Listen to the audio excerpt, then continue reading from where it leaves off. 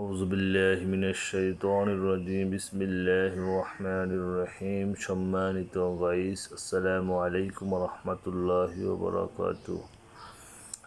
আজ আপনাদের মাঝে গুরুত্বপূর্ণ কিছু হাদিস নিয়ে আসলাম। ছোট ছোট হাদিস, খুব গুরুত্বপূর্ণ আমলের জন্য। 16 নম্বর হাদিসটি হচ্ছে, আমরা যা ভক্ষণ করি অবশ্যই তা হালাল হতে হবে। আর যদি তা হারাম হয় তাহলে রাসূল সাল্লাল্লাহু আলাইহি সাল্লাম বলেছেন, যে ব্যক্তি হারাম ভক্ষণ করবে বা হারাম ভক্ষণকারী শরীর বেহেশতে প্রবেশ করবে না।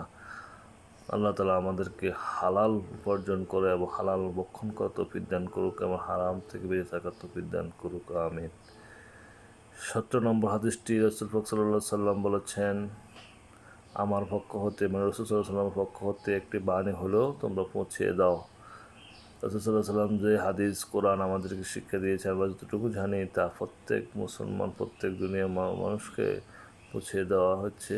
একজন মুসলমান দায়ী, ইমানি দায়ী হিসেবে আমাদেরকে যে রাসূল সাল্লাল্লাহু আলাইহি সাল্লাম শিক্ষা দিয়েছেন, আমরা অবশ্যই আমার পক্ষ হতে যাটা মানে যদি জানে থাকো তা তোমাদের অন্য ভাইকে পৌঁছে দাও। 18 নম্বর হাদিসটি রাসূল সাল্লাল্লাহু আলাইহি সাল্লাম বলেছেন যে অবশ্যই যারা চুপ থাকবে তারা নাজাত পাবে।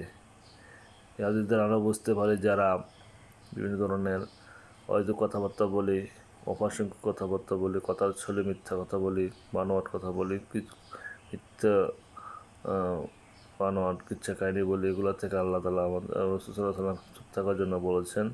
এই চুপ থাকা মানে হচ্ছে হয়তো কথাবার্তা না বলা, অপ্রাসঙ্গিক, অপ্রয়োজনীয়।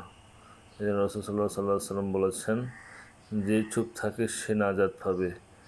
আল্লাহ তাআলা আমাদেরকে এই হাদিস আমল করার তৌফিক দান করুক, আমিন। আসসালামু আলাইকুম ওয়া রাহমাতুল্লাহ।